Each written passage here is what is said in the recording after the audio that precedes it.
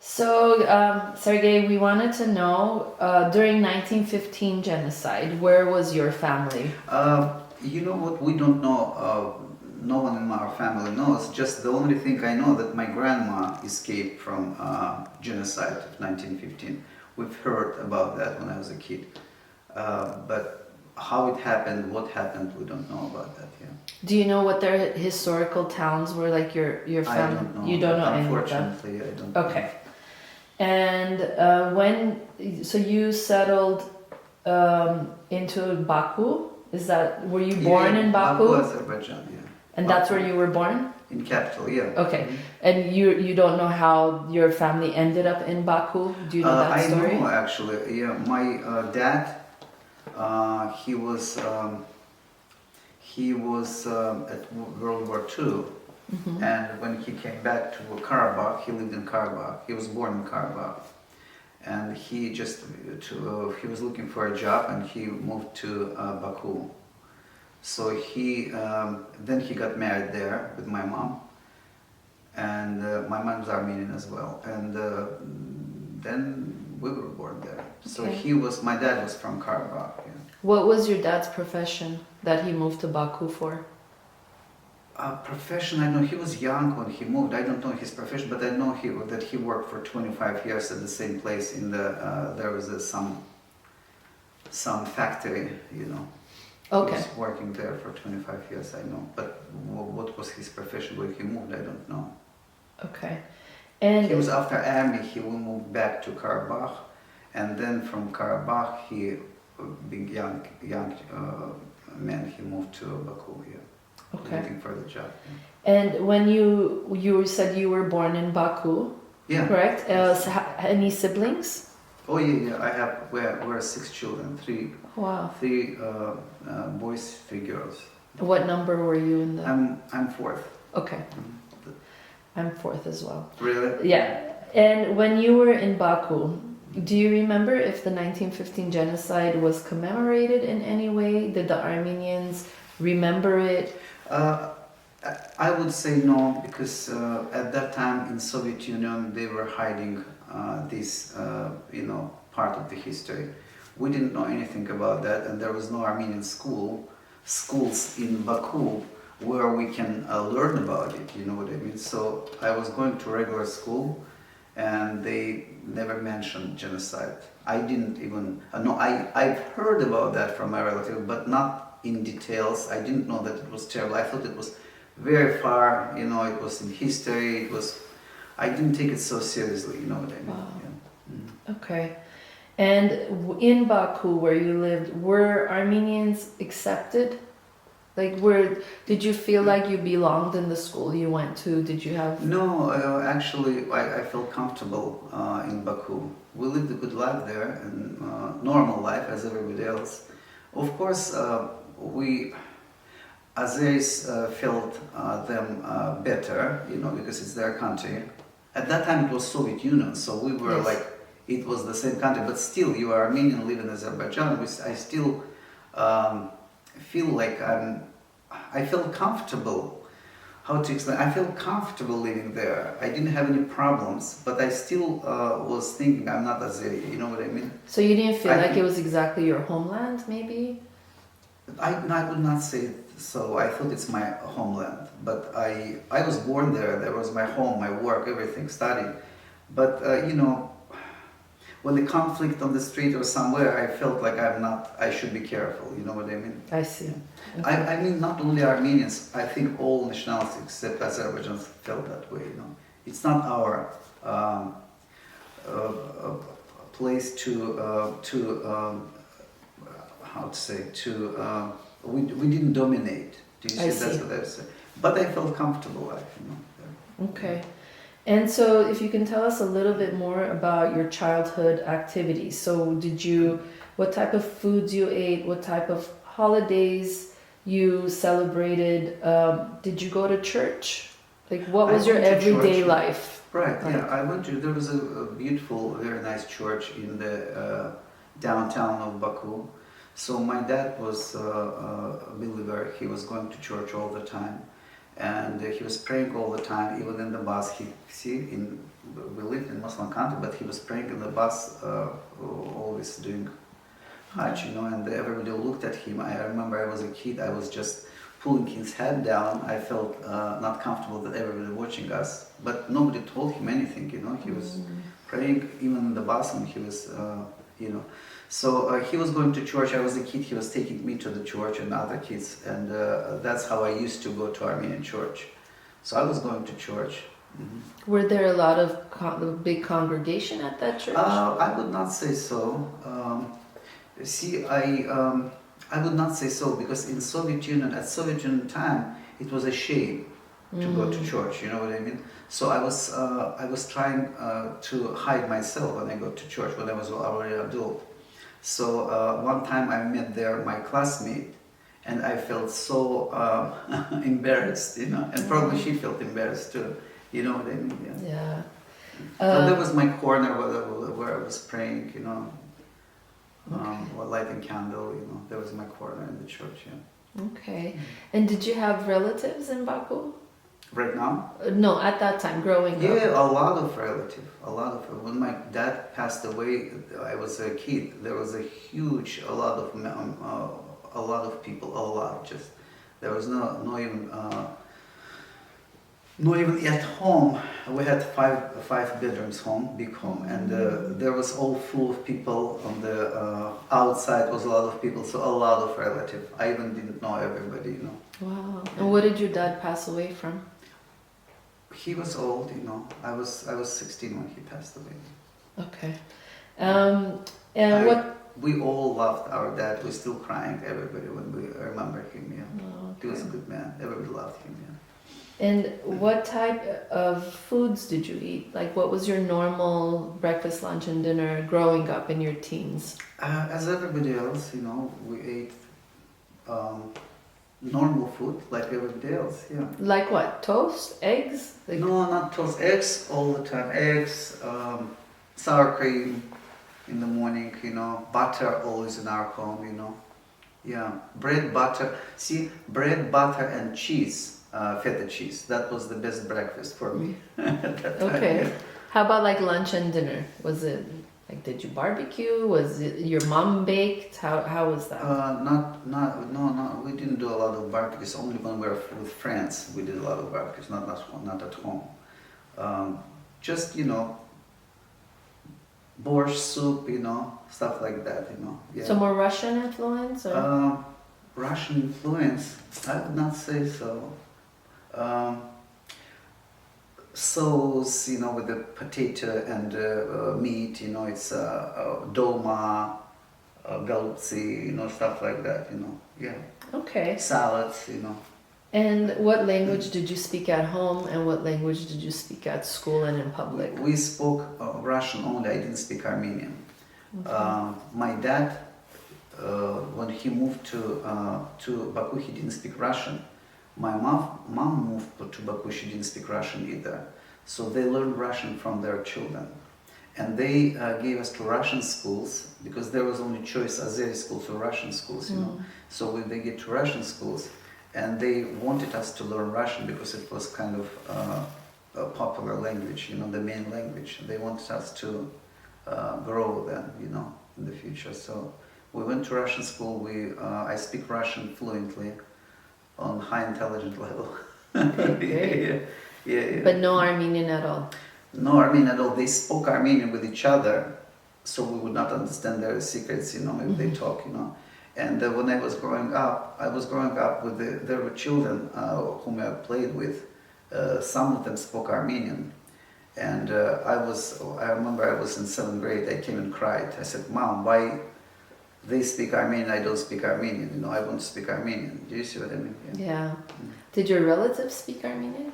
Yeah, all relative age of my dad and mom, they all spoke Armenian. Yeah. They didn't speak Russian very well with the accent, They spoke with the accent. And young generation didn't speak Armenian. Some of them spoke, so I was very jealous that they could speak their language. I cannot, Okay. And did you celebrate like Christmas and Easter? New Year Eve we celebrate. Christmas we didn't celebrate in our country at that time, It was Soviet Union. Mm-hmm. And even we didn't know what Christmas is. On 6, I think January 6th, they celebrated, but I even didn't go to church. I didn't know really what that means. I learned it in America, even Armenian Christmas and American. First I learned American Christmas, I understood what it is, and then I found out that Armenian on the 6th, you know. Were there birthday parties? Of course, yeah, Yeah. all the time. Birthday parties, yeah. New Year Eve was the biggest holiday in our country, and it's just we celebrate it usually with the friends, you know. Okay. It was big celebration, yeah, until the morning maybe, you know. And where did weddings take place? Was it in the Armenian church? Weddings, no, weddings was through Armenian church. In Armenian church was going just, you know, close relative. Mm-hmm. I was in some weddings, Armenian weddings. It's a huge, a big wedding, you know, like 200, 300, 350 people, you know, so yeah. Okay, so it was in the Armenian churches. Not in Armenian Oh, church. not in Armenian church. Not in Okay. church. Okay, but so in the Armenian churches, it was like just immediate family, or no? Yeah. Yeah, close family, yeah. Did you get married in the Armenian church? I got married. I came here single, Mm-hmm. and I lived here for 5 years to get my citizenship. Then I flew to Armenia. I'm not from Armenia, so Okay. I flew just to get Armenian wife, you know. Okay. I didn't know anybody there. you know, Okay. Yeah. Does your wife speak Armenian? She's from Armenia, yeah. She Yeah, speaks she Armenian speaks- fluently, of course, yeah. And I learned Armenian from her. Okay. I learned from her, I understand Armenian, I speak Armenian now. It was my dream to speak Armenian, but not as well as to give the interview in Armenian language, you know. Okay. I speak Russian fluently. And the Azeris out in the public or at the workplace, was their primary language Russian, or were they speaking No, Russian was primary Primary. language everywhere. everybody? Everywhere, at work, you know. If you speak Russian, you have a good chance to get a good job, you know. Okay. And what did you do as a job after school? I studied in aviation school in Leningrad. At that time, now it's St. Petersburg. I studied there. I studied for 3 years, and then at 21, I came back to Baku. I had choice to go everywhere, you know, in the Soviet Union to work with this diploma, but I chose Baku to help my family, and I worked in airport I think for 7 years I worked there before the war started. But at the same time I entered a university there, and I studied university. When I was in 2nd grade,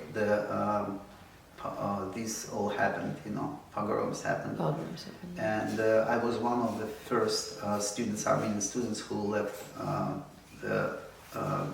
who moved transferred everything to Armenia, because I couldn't get a grade. And when I found,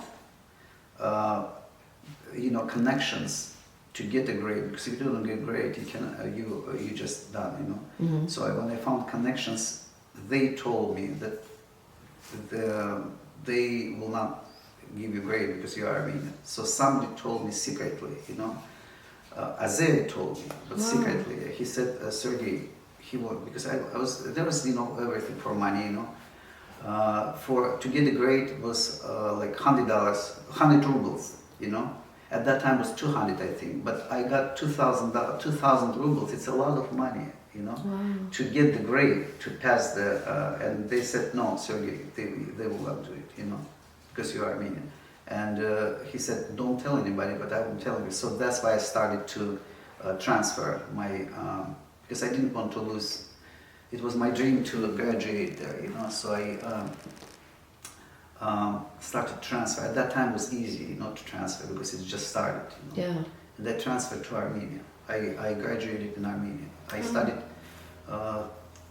2 more years in Armenia and graduated, or 3 more years. Altogether 5 years, yeah. So in Baku, the friends that you had a mix of Azeri and Armenian. I had good Azeri friends, of course, yeah. Do you keep in touch? Have you kept in touch? No, unfortunately I don't. I'm the person who love everybody but don't keep in touch. I probably always busy, and or I make excuse that I'm busy. I never. My brother, for example, he keeps in touch with everybody. And I know news from him. I don't. I didn't keep, keep in touch with anybody. Just my close friends, my childhood friends. So your interaction with other Armenians in Baku, where would they take place? Was it just family events? Oh, everywhere. We did birthday parties. Just see, I had good friends. Childhood friends, and we always had good company. We always had celebrating some birthdays. We just created something to celebrate, and we had a good time. With my friends. So in my circle there was no Azeri, but we wouldn't mind if there would be good guys there.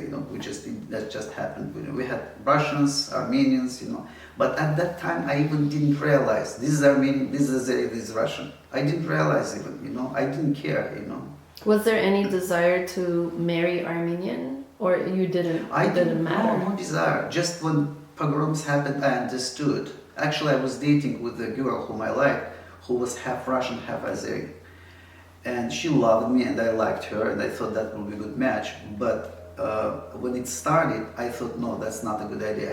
I need Armenian. Did you feel Armenian before the pogroms? Did you feel an ethnicity, or you just felt like... You know what, I always was proud that I was proud of it. And I always was proud of my last name, but I didn't understand the kind of that I'm Armenian. I am Armenian. Yeah, what that meant. It wasn't that. Yeah. Okay. Okay. It's all happened when the program started. I start to think about that, and then when I moved to Armenia, then at that time I actually understood that I cannot get married with this girl because she's not Armenian. I understood that I need Armenian. It just started to come, to my mind. When I moved to Armenia as a refugee, I started to learn the history from people. I even didn't read. People was telling me, and then I found about the genocide details. I looked pictures. How old were you at the time? 27. Wow. Yeah, and I was just shocked. I said, and I was thinking, how could I live there? Even that, I was thinking, how could I live there all this life? It was dangerous to live there. I didn't know. So I learned everything there. Of course, I want an Armenian wife. I understood that I'm Armenian. Real Armenian. And stuff like that. Do you see what I mean? Yeah. And so you were 27 when you moved to Armenia for 2 years. You said you went to the school in Armenia for 2 years. It's a university. Yeah, and then you went back to Baku after? No, how can I? Oh, you stayed. You stayed in Armenia. I see. Oh, to tell if in details, because I transferred my my documents.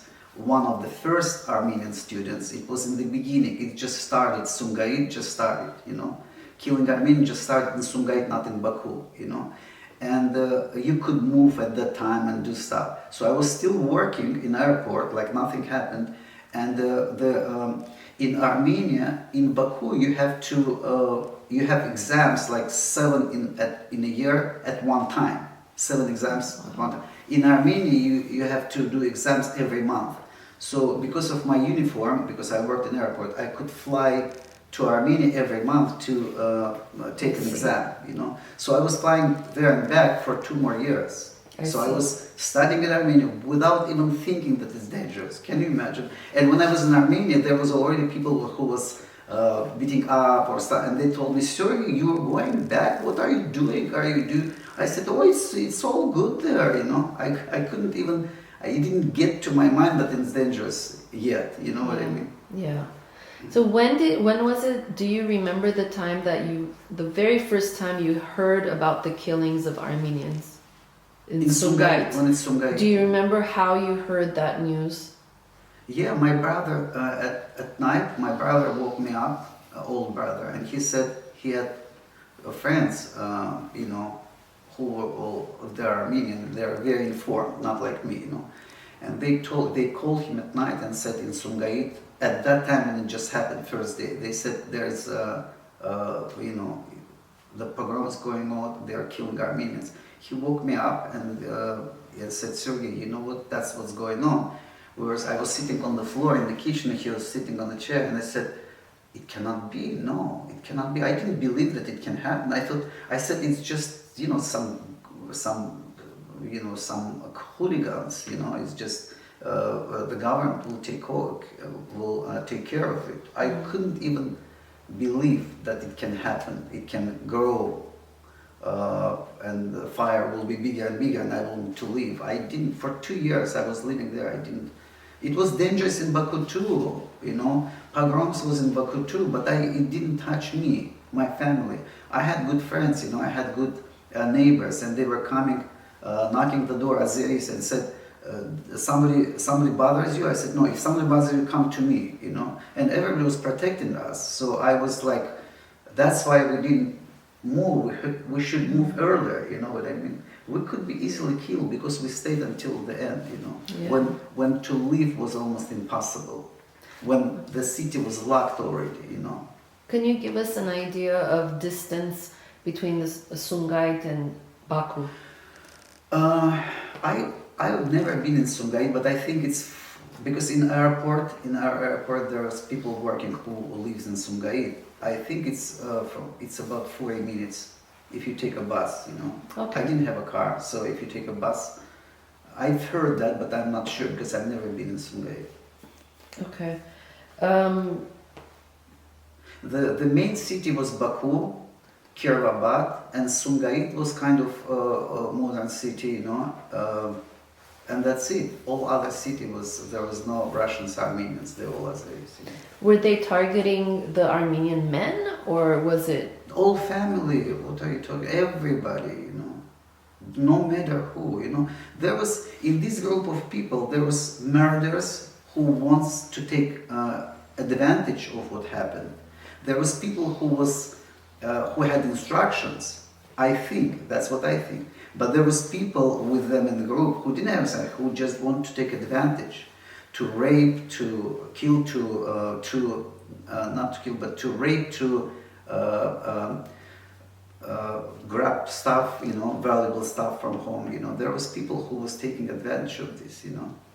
But of course there was people who was instructed where to take these groups, you know. Yeah. No, it was terrible in Sumgait. It was terrible. In Baku too, later, you know. I've heard there something happened. I've heard there something happened, and it didn't click in my mind that you need to run. I just thinking how stupid I was, you know. How could I not? But now, if something happens, for example, I'm first who will run, you know, Yeah. because I have experience. Yeah. Like in Ukraine, when the war started, people whom I know, whom from Baku, Armenian, moved to Ukraine, they escaped right away from the first time it happened, you know. They escaped to Russia right away, you know. They saw it coming. What were your thoughts on the autonomous oblast of Artsakh? Did you feel that, were they really independent? Artsakh, Yeah. at that time, Mhm. no, it was part of Azerbaijan at that time. Azerbaijan. Okay. There was a lot of Armenians. I mean, there was almost all Armenians. When I went to Karabakh, I didn't even see Azeris. All Armenians I saw, but it was part of Azerbaijan at that time. And how did the government represent the situation? Like, how did they, to Armenians, did the government talk about it? Did they reach out to Armenians, or like the USSR? Was there protection of the Armenians? At that time, Yes. no protection at all. You were on your own, you know. If you're smart, you take your family and escape. If you are not smart, you're staying. You believe to government, like I did. I believed to government until last moment. People was telling me, "Are you crazy, Sergey? Don't go back." Even if when I was in Russia, Armenian from Baku who already escaped, they said, "Sergey, are you crazy? Don't go back." It still didn't click because I believed in government, you know. I believed not in Azerbaijan government, I believed in Soviet Union government, you know. I really believed that they will figure it out, you know, but it never happened. So when you were hearing about the Sumgait um, turmoil that started. What did your Azeri friends say about that? They were like, Sergey, it's okay. It's they were okay. It didn't touch them yet. I mean, later on, I feel some people stopped saying hi to me.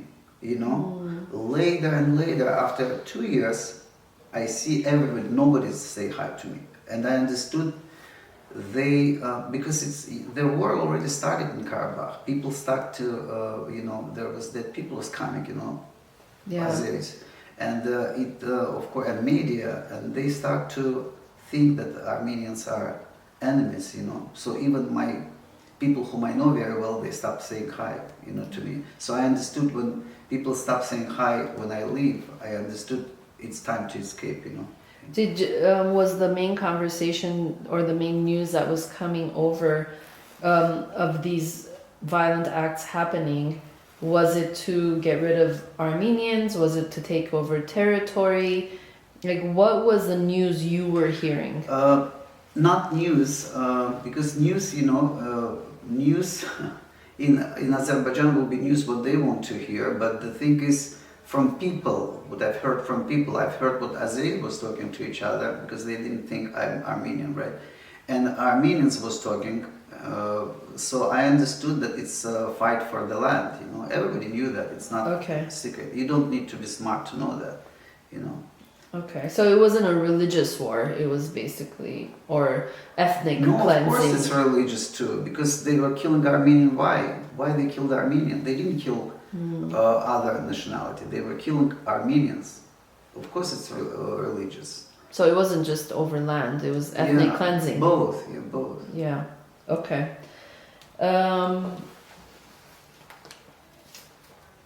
If they ask me, are you Armenian? I say no, they will not kill me. If I say yes, I will kill them. It's not, I don't take any land. They will kill me just because I'm Armenian. Of who you were, yeah. Were there any certain groups of people you stayed away from?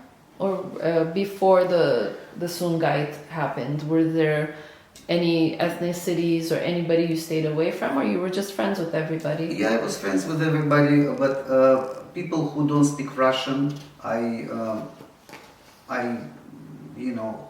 the people who don't speak Russian, like Azeris, don't speak Russian, I wasn't friends with them, not because they're bad, just because we cannot communicate, and there was good people even though they didn't speak Russian. It was, at that time, nobody even I don't know what they thought about me, but I never thought that somebody can be enemy, I never thought that way. Yeah.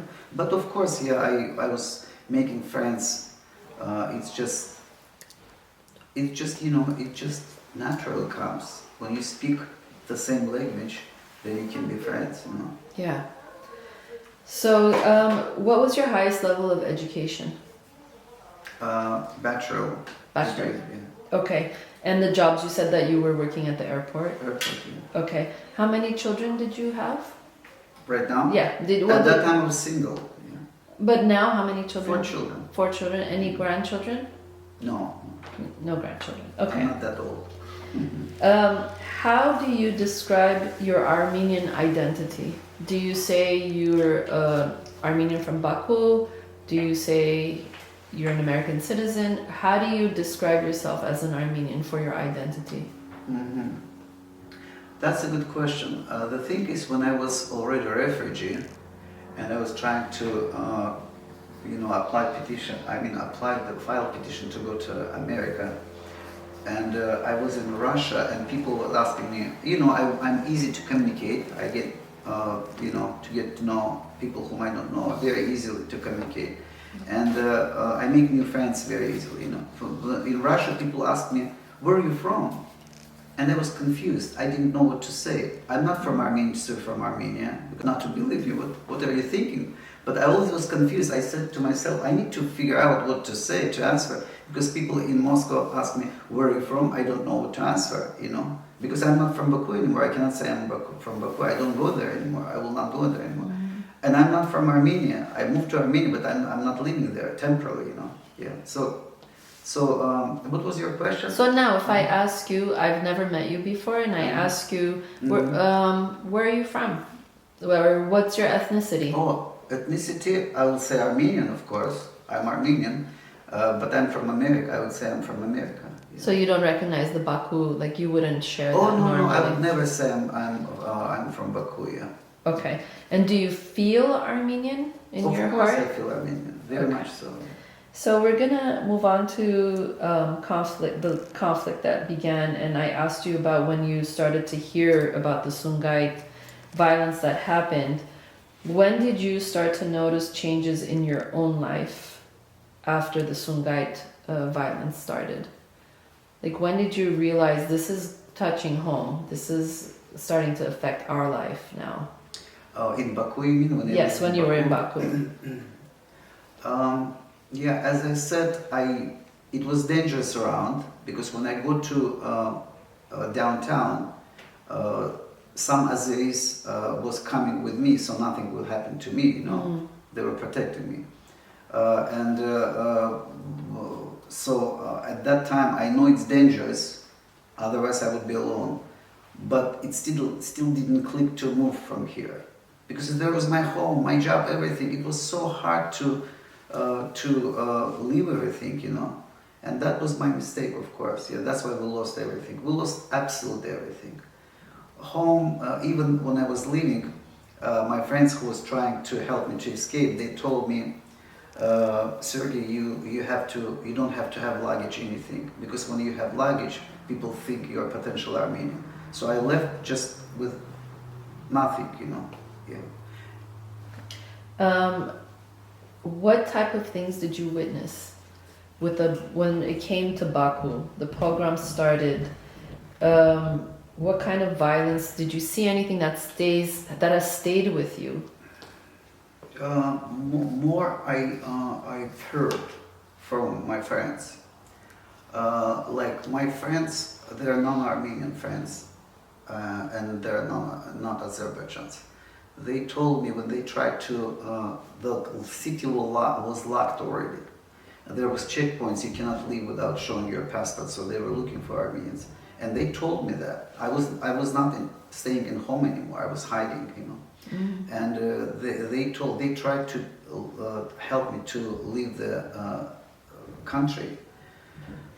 Because I was working in airport and had some connections, I was able to send earlier it was late already, but it was earlier, the city wasn't locked yet. My youngest sister, brother, mom, everybody who was married, they already left, you know, before. Where did they go? To Armenia. To Armenia. We didn't have any other choice, you know. Okay. we didn't know anybody who would accept us, you know. And at that time, you didn't have time to think anymore. You just need to go wherever you can, you know. Yeah. So, because my neighbor Armenians, we lived on the 6th floor, they lived on the 5th floor. They sold for nothing their home, and there was people from Karabat, Azeris came, and they gave us 3 days notice. So we need to leave the home, you know. And it's good they didn't kill us. They could do worse. You know, they just said 3 days. Did they give an explanation of why? There is no explanation. You can understand why. It's you know, it's obviously. So he just knocked the door. They were moving the furniture, and I saw from the balcony, and someone knocked the door. I was always opening the door without thinking. You know, I opened the door, and he said in Azerbaijan language, he said 3 days. I give you 3 days. You need to leave home. So I had some connections. I talked to Azeris people. They came and talked to him, and he said, "I never said that." You know, we went to his home, and he said, "Why you say that to him?" He said, "I never said that. Did I say that to you?" I said, "Yes, you did." He said, "No, no, no." But then he explained. He said, "I'm afraid because he's Armenian. Maybe somebody will." You know, blow their home, and I'm under him, I will be affected too, you know, my family. So he explained that way. So he explained that way. So then I start to move, and I appreciate him. If he didn't say that, I would not. I would still be sleeping, you know. because it already was so dangerous around, but it didn't still click. Like my friend who escaped a long time ago, he said, Sergey, it's like you're paralyzed, your brain paralyzed, you know. You're smart, but you cannot make a right decision. Because all family looked at me, what I will do, you know. And when he said that, then I started to think that it's time to go.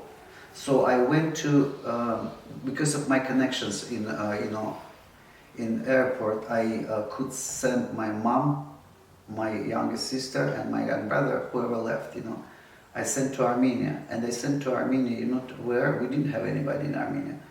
I studied in aviation school with a guy who lives in Armenia. So I called him and said, can you accept my temporary, my brother? He said, of course, you come too, you come. So now we had place where to stay temporarily. So I said, they never see him, he never saw them, you know. So he accepted them. It was it was December 31st. What year? 1989. Okay. So 1989, December 31st, and you know, December 31st to it's New Year Eve. It's a huge holiday, you know. So at that day it was I think it was, I've heard that was the last airplane to Armenia. Last airplane to Armenia. And even in airport we were hiding, you know, we didn't want to stand wherever all Armenians stand. We were, you know, from people who was helping me to send my family was Azeri too. One Azeri guy was, and he said, let's not stand here. Let's go away. You know, I was standing there because of my uniform. I had uniform. I was going and doing their luggage or stuff. You know, do you see what I mean? But when I was leaving after 20 days, it was from January 13. It was openly killing people on the streets. So it's just 13 days. I stayed why I stayed. I stayed to sell my house, my home. I had a person who wanted to buy, you know, and that's why I stayed. And then I regretted that I stayed. Actually, he came to me and said, Sergey, he was dreaming to have a big home, and he said, oh, Sergey, I will do this balcony, I will do this and that in my home, you know. And he paid me a lot. At that time, it was 25,000 rubles. It was a lot of money. I thought he even don't know the market, you know, price. Armenians don't. You know, under us Armenian, they sold for 12,000. To compare, in the beginning when it started was 70,000. You know, and he for 12,000 he said 25. I was like, oh my gosh, that's a lot of money. He doesn't know what he's doing. You know, and I said sure, yeah. He was a doctor. He was a nice guy.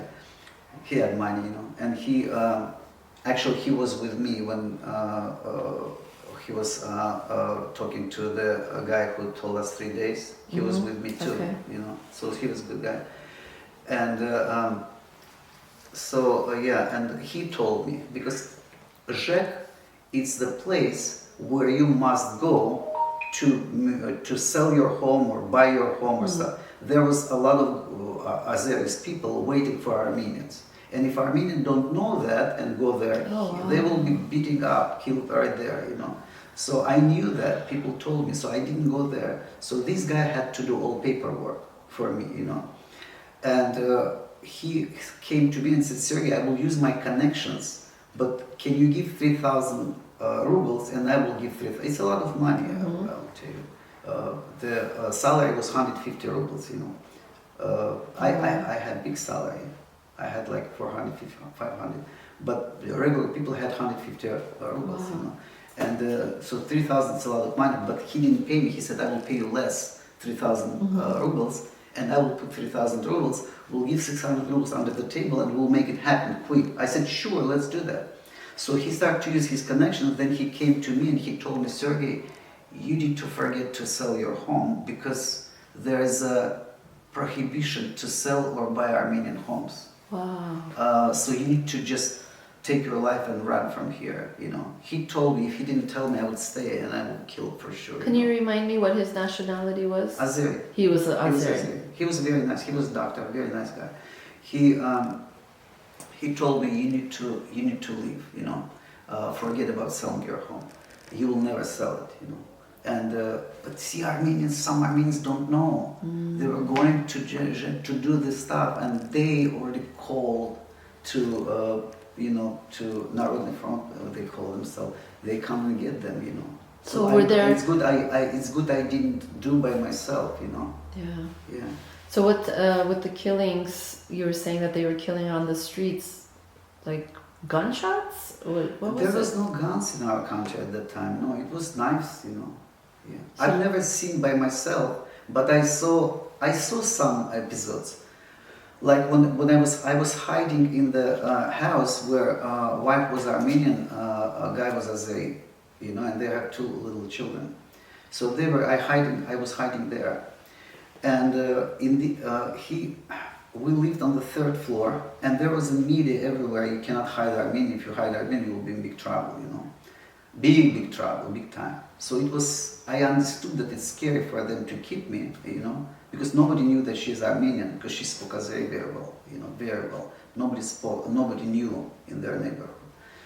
And we were thinking how to escape, what to do. My Russian friends was coming. He said, don't come here all the time. Come only when you have something, because no Russians lives in our home, in our building, If you come many times, people will think there's Armenians and they can call, So when we were, one time I've heard a big, huge siren, siren, it's just I didn't know what's going on. There was a balcony from front of the house, it's a building, right, 3rd floor, and in the back of the house, balcony they had. So I went to the back with him to the back of the house, and I saw there's another building next to us, very close. There was a lot of people, like 300 people, Azeris was standing. It just so scared because I came and I saw everybody. It's kind of, to me, seemed like they can recognize me. They can look at the army. So I ran back, to the home, and I started to look through the window what's going on. They figured out that there is a lady lives Armenian. She lived on the 2nd floor, so we could easily see through her window what's going on. So they broke her door, they went inside, and she was screaming. I thought it's siren, Oh. She was screaming. They took her to the there was a bus, we called it Alabash, to the bus, and bus drove away, and we heard her scream a long time, Yeah. So that's what I noticed. But I've heard a lot from my friends what's going on. Like they came and said, Sergey, you cannot rely on your uniform anymore because there's checkpoints, they check everybody. So because why I stayed, I thought I will put my own, my own uniform when nobody will check me. But they said no. Then they said you cannot go through the train station because by train, because he said they even bought ticket and took train. And they said policemen go and check the passports, you cannot escape this way too. Cars, of course, it's blocked a long time ago. So they said we need to find the way for you to leave. Then there was in downtown there was a movie theater called Shafak. They said, do you want, we can take you there, because there's many Armenians, they gather Armenians there. Okay. I said, no, I will not go there, because I was young and the war already started, and I said, I'm young, they will not let me, because I'm a potential fighter against them, in their mind. I wasn't going to fight, but in their mind, I'm a potential fighter. I said, they will not let me leave, so I'm not going, because mostly people at that time left only old people, And I didn't go, and it's good I didn't go. Then on the news we saw that they put in fire, this movie theater. I don't know what happened with it. Then people, Armenian who was escaping to a Russian base, military base, they told me this too. We can take you to a Russian military base. They found out that there's Armenians hiding. Then my friend said, no, don't do that, because Azeris surrounded the base and said, give us Armenians, What, in your understanding, why were they doing this to the Armenians? It's because, I understood that very well, because it's from the history, At that time, I didn't understand why they want to kill us. We Yeah. Armenians were not living in Armenia, we live in Baku. Why they want to kill us? I didn't understand at that time. But then later I understood, of course. What But at can that you time- explain to us what you Uh, understood later? Why? What is your understanding of why they did that? Because, it's all connected. See, now Russia has war with Ukraine, but all countries don't let Russian tourists to come. Why? They're not at the war, but they don't let them to come because you're Russian, you're from this country, aggressive country, right? The same here. If I'm Armenian, it doesn't matter. I'm from Azerbaijan or from where. If you're Armenian, we'll kill you because we kill all Armenians, But why? Is it Because kill religion? Armenians, they were Is it saying kill Armenians. Religion? Huh? Land? Religion. Land? Religion. What land I'm holding? Religion, of course. Religion. Yeah. Okay. And I so, personally don't hold any land, yeah. And if they kill me, it's just because I'm Armenian, so I assume it's a religion, Okay. It's just no question about it. When we were trying to escape or living in this situation, we understood they want to kill Armenians, And But you that's didn't know why. You didn't. Nobody. because I'm Armenian. Just because I'm Armenian. Okay. I wonder. That really is an interesting question for me. That you're Armenian. You're good citizens. Apparently, you're working. Everybody's getting educated. You're not making violence in the country. Not Why at all of a sudden does this violence come up? What prompted it? What pushed it to happen? Like, Because there was unofficially, I assume, kill Armenians, to get so that there's no Armenians left in Azerbaijan? Is that, I mean, I don't know, probably, I don't know their plans, but to kill Armenians. See, Turkey in 1915 killed 1.5 million Armenians. World didn't recognize that. I mean, world didn't do anything against Turkey. So I look at they think, Turkey probably think, oh, we did the right thing, we just killed Armenians, got rid of these Armenians from their land, and now nobody did anything for us, so we're good. So Azeris will destroy all Armenians and kick them out from their land. No Armenians, no problem anymore, If world would recognize Armenian genocide in Turkey, it will never happen in Baku, it will never happen to anywhere, and Hitler will not do that, because Yeah. Hitler advisor said, don't do that. He said, who cared about Armenian genocide in Turkey? Nobody cared, so nobody will care about us too. yeah. You know what I mean? Yeah. So, yeah. yeah. It's there's no, you don't need to be smart to understand if you are Armenian you will be killed. I just got it too late because like you said, I'm a good citizen. I believe in government. I believed that everything will be okay. I told my brother no. He already escaped, my brother. I said no, it's not. You will see everything will settled. So when we say the Baku pogroms, Programs.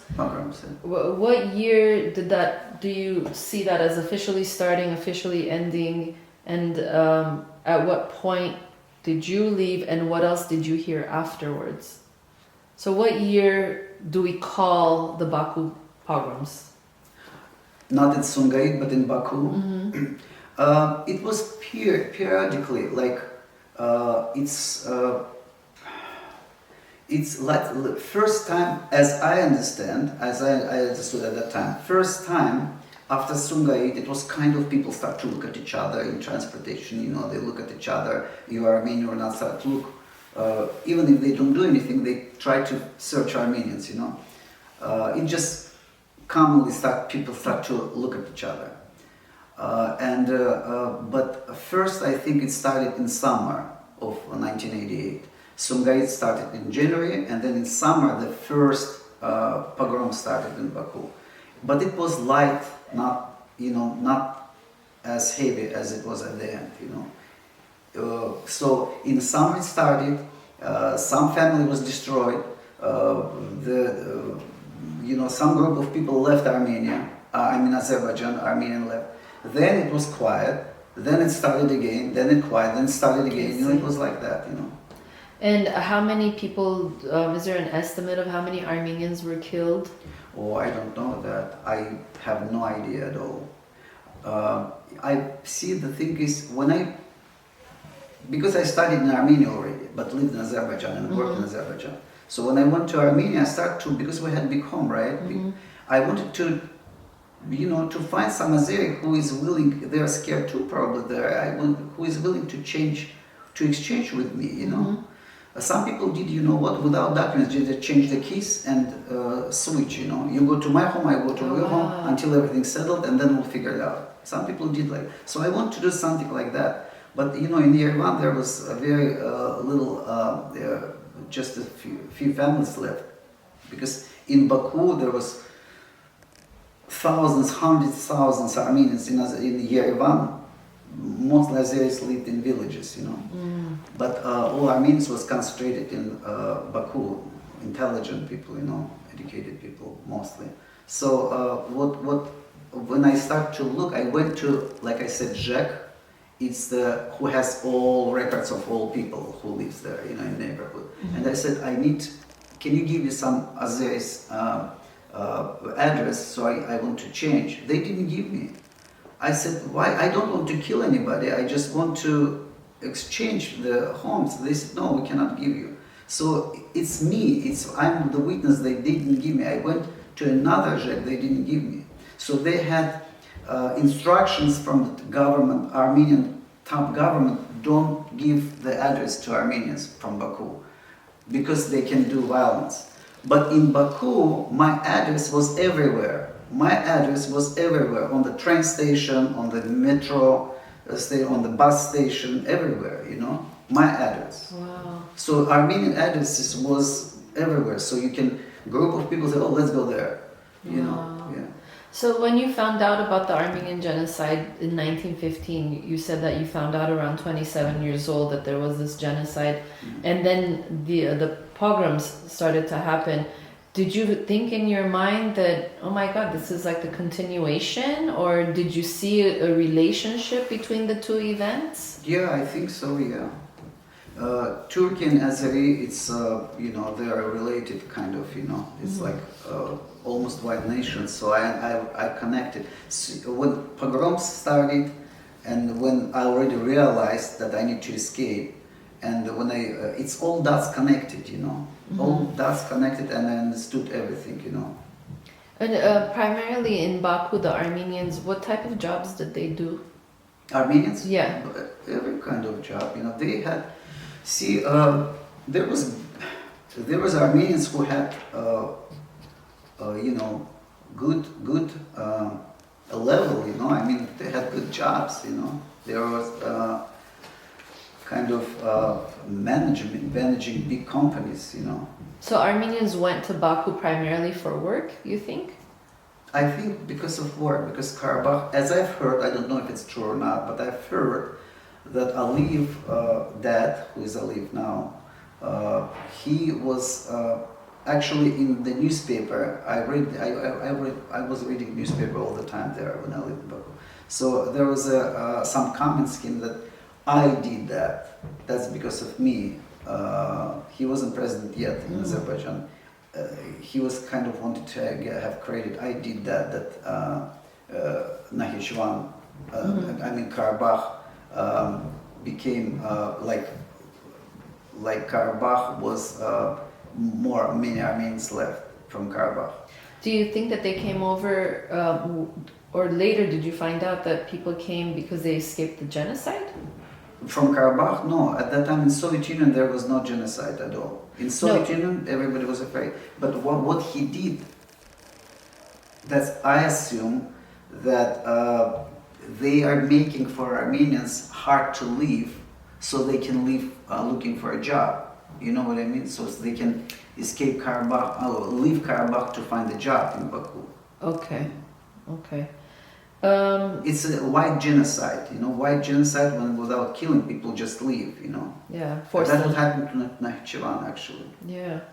So when you realized you took that last airplane into Armenia that left from Baku, I don't know if it was last or not, but I think it was last because when I did through my connections in aviation, he was high. I don't want to tell his name, but he was in high level there, and he told me because I said let's do. He said no tickets because in our country it was no tickets. Right, you cannot buy a ticket tomorrow. You have to buy a ticket probably after a month. But I need now. I showed him. I had in my post.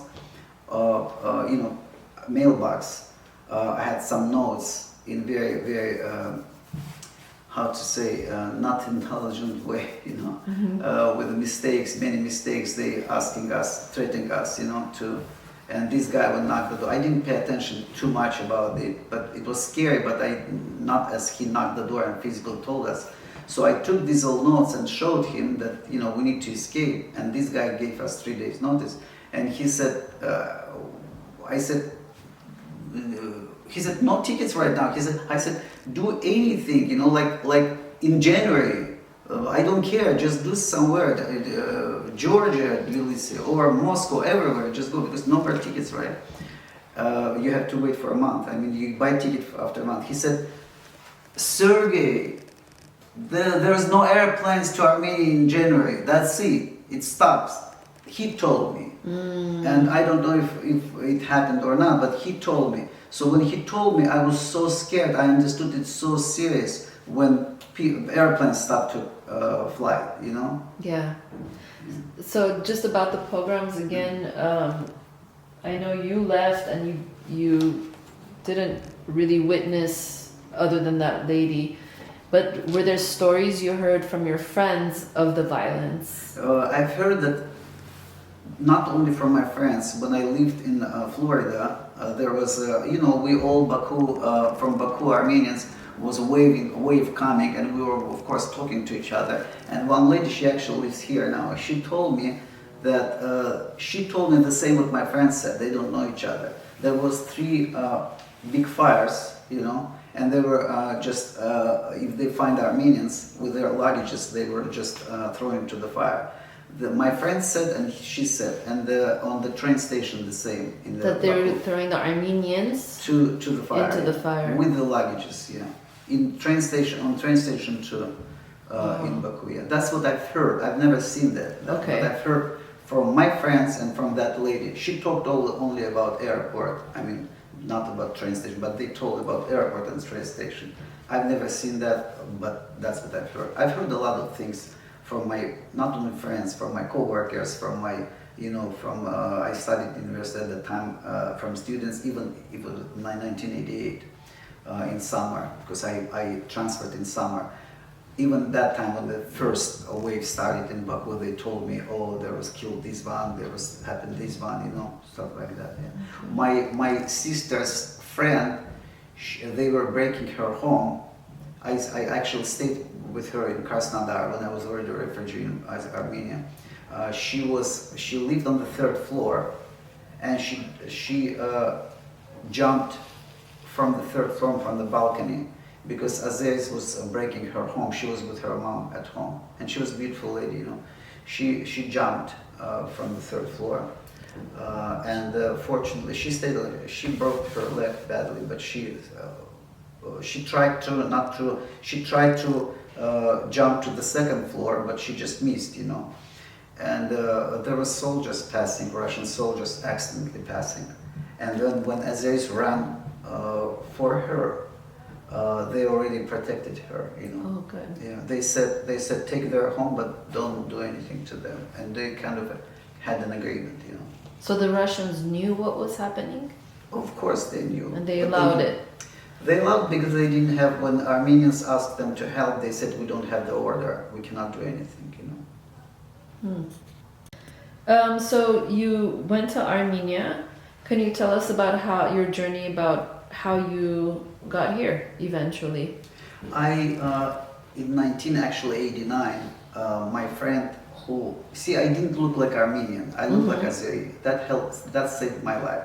I didn't know about that until people start to tell me, oh, you look like Azeri, you can walk, you know, in the street, nobody will even think, you know. At that time, before the programs, before everything started, you know, I didn't know that I look like Azerbaijan.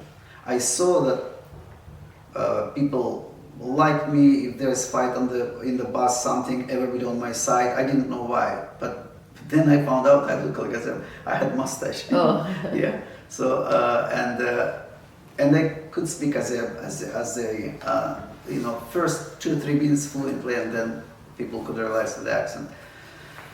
So yeah, when I lost. What was the question? Your journey here. So when you went to Oh yeah, Armenia. my friend called me. I'm sorry. My friend called me. He looked like Armenian, completely. You know. Okay. And he actually lives in Los Angeles. He looked like Armenian completely, and his friends, Azeri friends, he had good Azeri friends. They told him, Vova, you need to leave Baku. In the beginning, after Sumgait pogrom, you need to leave because you look like Armenian, 100%. Who told him this? His friends, Azeri, Oh, his friends. Azeri Okay. friends, yeah. And from airport, he worked in airport like me. He started in aviation school like me. And they said, you need to leave, you know, because you look like Armenian. And he left early, very early. He became a refugee very early, you know. And he called me in 1989, in summer 1989, and said, Sergey, I'm trying to apply for an embassy in Moscow, you know. And would you go with me if you know, if there would be a chance to go to America? I said yes, but I just said yes. I don't know why, because I didn't think I would go to America, because in our media, America is very bad. You know, people live on the street, on the streets, on the trees, you know, stuff like that. You know, and I just I don't know why I said yes. You know, I said yes. At that time, I even didn't think I will leave Baku. You know, it was dangerous, but I thought that everything will be settled. You know, government. I believe in government, and I said yes. I'm glad I said yes. So he said, if I will call, I will have. There was a chance to apply to get to the embassy, because it was hard, you know, to get to the embassy. There was a lines and stuff, a waiting list. And he said, if I will get a chance, because I figured out what to do, if I will get a chance, would you come? If I call you in the evening, would you come in the morning to Moscow? But because my uniform, I could do that, you know. So I said, yes, if you call me. There was 7 flights, I think, 2 at night, 2 from Baku to Moscow. And I said, yes, I will. He said, I will call you in the evening. 8 a.m. would you be at the embassy? I said yes. So he called me one time and said, Sergey, you need to come tomorrow, you know. And I flew, he met me actually in the airport. We went at 8 o'clock in the morning. We went to embassy, and I passed with my application, you know. Avoid all this, you know, waiting list. Yeah, I will just send a text to my daughter. Yeah, so that's how I applied. And then when I became a refugee in Armenia and we lost everything, I was glad that I did apply. But we didn't know if it's true we would go to America. We didn't believe in that, but it happened, you know. So initially you went to Florida? Yeah, my first destination was Florida. I applied, I worried about all my family. I applied, I filed a petition for everybody, all my family, and everybody. In 5 years, we were lucky, everybody came, yeah. And then how'd you end up in Seattle? After 4 years, I would move to Seattle right away, but I was afraid because I applied for my relative, for my siblings. I was afraid if I move, it's not true, but I thought if I move, it will mess up their cases. So I stayed until they come, you know. So when last sister already was coming, then I moved to Washington State. Any reason why Washington State? Florida, to me, it was very depressing there. See, in Washington State, weather, trees, everything, hills, you know, everything reminds me of my country, where I lived, Azerbaijan. But Florida was totally different. It's just flat palms, you know, squirrels everywhere, snakes everywhere, you know, a lot of bugs, you know, everywhere. So it was totally different. Hot, heat, just impossible to. And I was depressed. 4 years I was depressed. I worked 2 jobs, but I was very depressed. and I always wanted to move, from there. But when I have 4 kids already, I have many funny stories from there. I told my kids, we all laughed, in the Armenian community I told. And when we went there, all 4 of my children and my wife, I went, showed them everything where happened, my apartment where I lived, and my wife said, it's so beautiful here. How could you be in depressed? Florida, you mean? In Florida, Yeah. she said, how could you be depressed here? It's so beautiful. She even cried, Oh. It's so beautiful. And I said, it's, I was single, and it's hot. We're in April, it's not hot. If you come in summer, you'll see. She said, no, you didn't know me, that's why you were depressed. But I don't know, I was very depressed there, really. I had friends there, new friends, and everything was fine. I helped many people there. They called me 911 there, because I was single, I had car, and I drove everywhere, wherever people want, without taking money. But then when I moved to Washington State, I see everybody does for money whatever I did without money. Like I taught many ladies to drive from Baku, Armenian, but here they were paying for that. I was like, oh my gosh! I applied. I learned English fast there. I applied for green card. When you live for 2 years, you need to reapply for a green card for 10 years. I was doing for free, and I came here. It's for money, everything here. Yeah. I did to many people. I was driving people to work because they got job but didn't have car. I drove to work every day, and I didn't take money for that. They tried to pay me. I said no. But here, everything for money. It's different. Totally different was here. So how did you find the Baku Armenians? I mean, like in Florida or here, how did you keep in touch with them, or how did you figure out that there were Baku Armenians here or there? Oh, it was, it was a waves of Armenian from Baku, and the Lutheran Social Services, who was kind of sponsors, they didn't do anything, but what are they supposed to do? But the thing is, when they were meeting Armenians, they were placing them to the same apartment complex. It's huge apartment complex, so we could see each other, So we were knocking doors. We didn't work at the time. Knocking doors to each other, and oh, I know you, like somebody saw their teacher, or something like that. So we made good friends there. Yeah. So is there a lot of Baku Armenians in Florida still? Not a lot, not as much as here.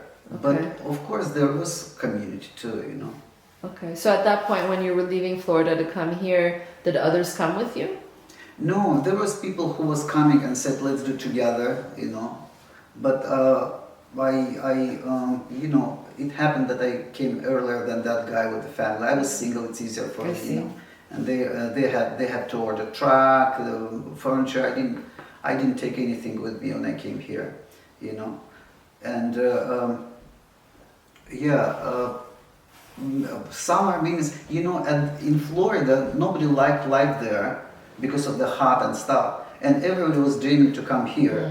Everybody was talking in the community, we'll go to Seattle, we'll go to Seattle, we'll go to Seattle. So some families did before me, and some families did after me. But many people stayed there, yeah. Okay. And have you traveled to Armenia since you've been here? Yeah, I love Armenia. I traveled to Armenia when I got married. So I went to Armenia. When I got citizenship, I went to Armenia to find my future wife. That's the first time. Then at that time I had only green card, but 4 years living in America, so I had 1 more year. When I met her, I came back, and after a year I went back. So 2-3 times at that time. It was 1997, 1998, somewhere there. And then, because my wife didn't speak English, my wife didn't drive, we had started to have kids right away. So I didn't have financially, I couldn't make it again, but I always wanted. But I sent my wife a few times because she has tons of relatives there. And then after 23 years, I went there only. How do you feel about Armenia now? I love Armenia. Yeah, I love to be there. I went there with my brothers, 2 brothers. 3 of us, we went there. My brothers was coming all the time, going all the time. I could go on after 23 years, like last year or year before. Last year, I think, in summer, we all three went there. We had That's very good nice. time there. Yeah. Do Very you good feel time. like it's a homeland for you? Yeah, I Yeah. feel very homey there. Okay. I love to be there. Because Um, maybe because of my wife's relative too, you know. And do you feel that your Armenian identity, does it feel different when you're here in comparison to when you're visiting Armenia?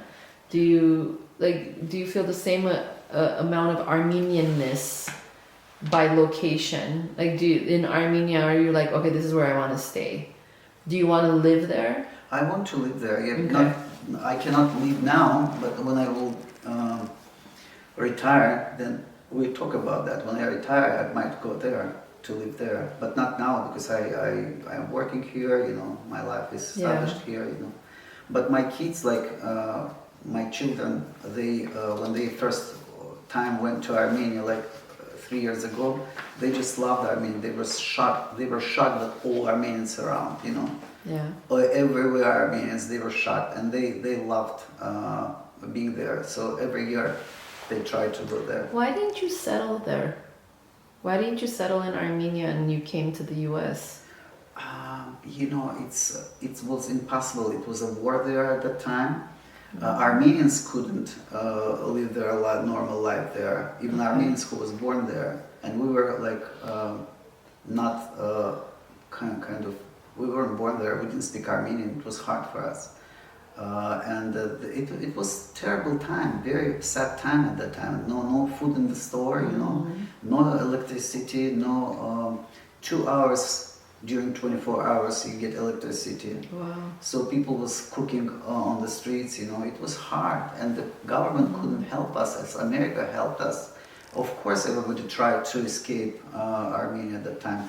We were kind of foreigners, even if we were Armenians, we were kind of foreigners there because we didn't speak Armenian. Yeah. You know, we didn't feel at that time. I don't feel like I feel now. Now I come, you know, I have money. I can buy this and stuff. I can stay whatever hotel I want. At that time I was very poor because I lost everything, and I don't speak Armenian. I felt like it's not my place. Do you see what I mean? Yeah. At that time, yeah. It's very difficult to have a sense of belonging when your ethnicity is Armenian, but you were born in Baku, but you came here. So between U.S. citizen, Armenian, born in Baku, where is your heart the most that you feel this is my homeland or this is my country? What do you consider your country?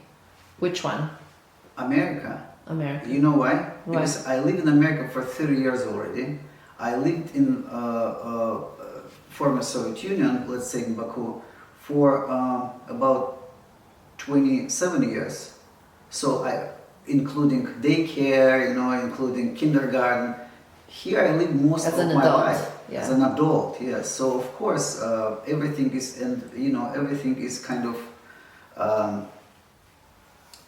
used to it already, you know, to everything, you know, to smiles even, you know, to service, good service, you know, work and stuff. But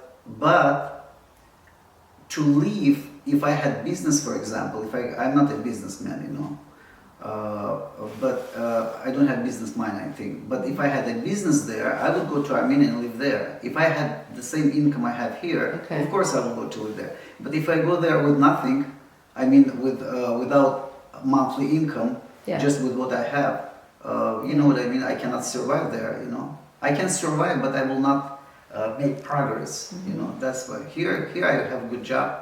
You know, I always go forward, but there I was stuck, you know.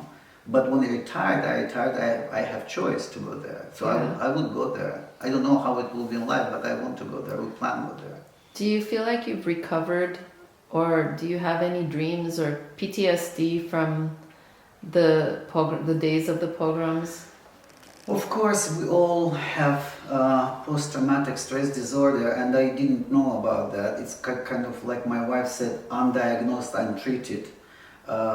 Because we came here, and when I started to work the job I do, with the people who has disabilities, who has PSD and stuff like that. Then I found out, I got many trainings. I said, oh my gosh, I had that all.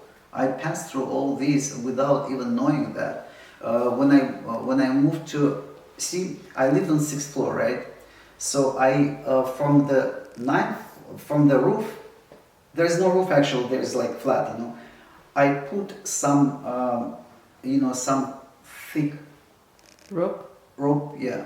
So if somebody break my door, I have strong hands. I could, because I open the door to all my neighbors. In normal time, if they lock their door, I cannot open. I have strong hands. On 6th floor, I was passing to their balcony from my balcony and open their door, and I would easily go up. So when I sent my family already here, I thought if somebody breaks my door, it can happen anytime. I could go to the roof, and then I go to there's 10 blocks. I go to 8 blocks. First floor, I had plan already. There's Azeris who loves me. I will go to their home through their balcony to the back of the building. So I had plans to escape, and this all came to my dream. All the time I was running from Azeris in my dream and waking up like they got me, you know what I mean? So in Armenia, every day, almost every day I had, so it's, of course it's post-traumatic stress disorder. I was, without knowing, I didn't know that there's disease like that. I was opening up, opening up my eyes and screaming at night, from the dreams. It was so real, like they're catching me, So all my plans I was doing in my dream, you know what I mean? Your escape route. When I was staying in that family, before you remember I said in Armenian, I thought, what if they will start breaking the door? What should I do? So I was worrying about them too. They shouldn't have Armenian in their home. So there was a tree. It was like a few meters, big tree. I thought I would jump to the tree and hold the branch, but I could miss the tree. So I thought, what if I miss the tree? So in my dream, always I was jumping to that tree and miss the tree and fell, and stuff like that. And they ran on, ran and hit me on the ground. So in my dream, every day, almost every day, I was waking up at night. But then it was kind of less and less and less. When I came to America, it was like once in 3 months maybe I had the same dream, and then less and less, and now I almost don't have these dreams. Thank God. Did any? Maybe I tell you one thing. Yes, of course. In Baku, when everything happened after Sumgait, I didn't want to pronounce my last name. When in some place, like official place, and they say, what is your last name? I was very quietly saying my last name. 1 second.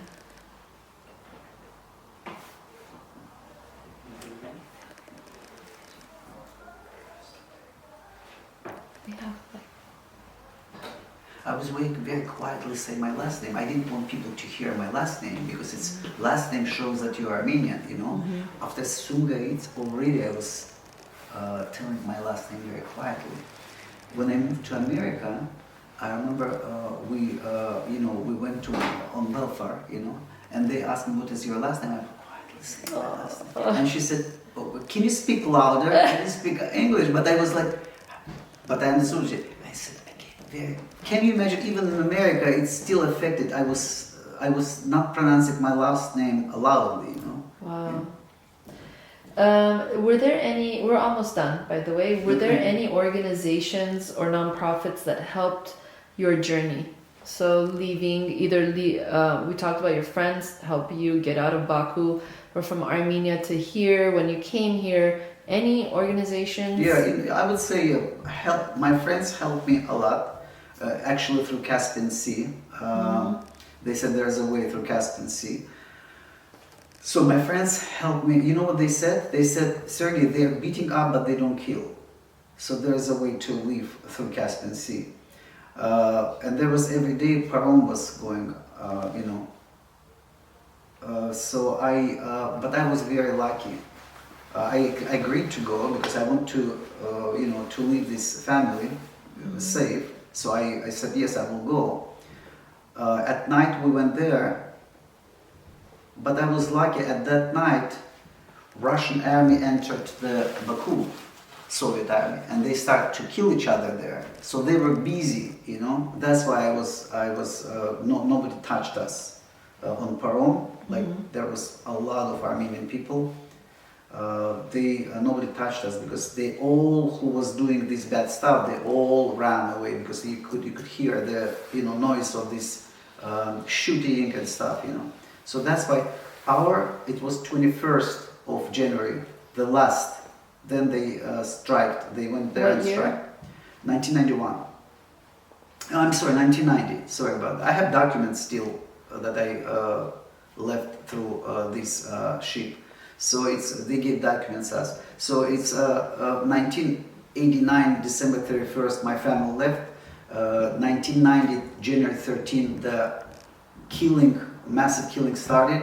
And 1990, on 21st of January, that was the last ship.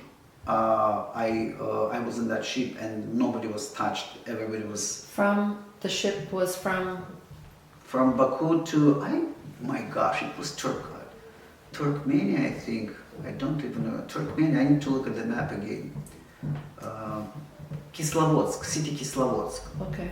And Armenian from Kislovodsk was meeting us there. Not only Armenian just group of people want to help, hot tea and stuff, but organization in Kislovodsk was, the government was helping everybody. You know, there was many people who was with the dry blood, you know, they were beating up.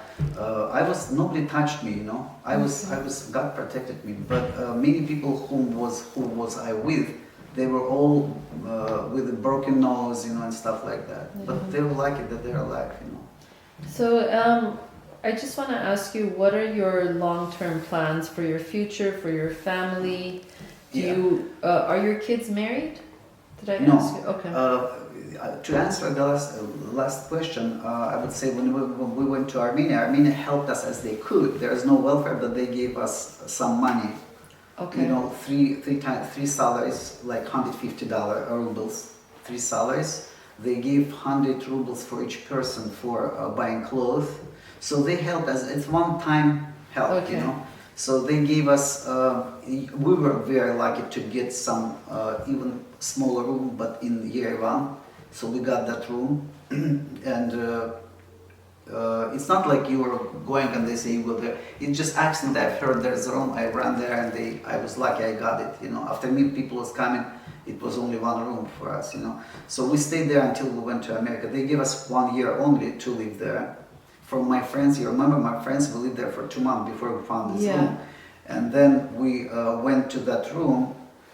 We lived there until they said for 1 year, but we lived there for 1.5 years before we moved to America. So government of Armenia was very poor and at war, and they helped us as they could. You know, it was a big help anyway. At war with who? With Azerbaijan. At the time, big war for Karabakh. So this was the 1992. About 1992. Yeah. 1990. When I moved to at 1990, it already was war there. It's not a huge war with the tanks and everything, but it was war, you know. I could see on TV sometimes they show the shooting and stuff like that in Karabakh. But there was bad. I don't know exactly what was, but it was a war. I know officially 1992, but it was already war going on there, you know. Not a huge, massive war, but it was a war already. And people was, in Armenia, in 1990 already that Fedayins was coming. They were bringing and, doing funerals. You know, people was dying already. In Baku, when I was there, already people was dying and coming. They were bringing people to, to be in Baku. So it was already war. And Armenia helped us as they could. When I came to America helped us a lot. Of course, it's a rich country, you know, they helped us. I don't know, without anything to get what I have now, I think only in America I could do that, you know. America, as I've heard, is the best country to start from full zero, you know. Because my friend went to England as a refugee and he said, Sergey, now he's in Los Angeles, and he said, Sergey, they told me, in England they told me, that it's better if you have chance to go to America, go to America. From zero, it's good to start there. You will not get a lot here, you know. So yeah, we got on welfare, but we wasn't on welfare. We were only for 2-3 months, and then I start to work 2 jobs, you know, and you know. What were your jobs? At that time, I worked in some factory full time, and then I worked every day, 5 days a week there, and every day in the restaurant, Italian restaurant, in the evening, as a busboy. Okay. So I worked there and there with no English yet, for 2 jobs. I saved at that time 425 on start. It was 425. Wow. And I made like $17,000 it was, condominium was $24,000. Wow. So I could buy easily condominium, but I was planning to move here, so I didn't. I regret that I didn't. Yeah, you should have. Yeah. So how do you see the conflict now between Armenia and Azerbaijan? Do you think that we could ever be friendly with each other? You know what, that's my hope. I hope that there, you know, as long as government, as I've heard that government of Azerbaijan, you know, put hates in people against Armenia, unfortunately. His dad wasn't like that. I don't think his dad was like that. But that's what I've heard. But the thing is, I hope, really hope, that we will be, you know, friends again. But not me. I will never see that. No, I don't think my children will see that. But at some point of life, I hope it will happen, you know.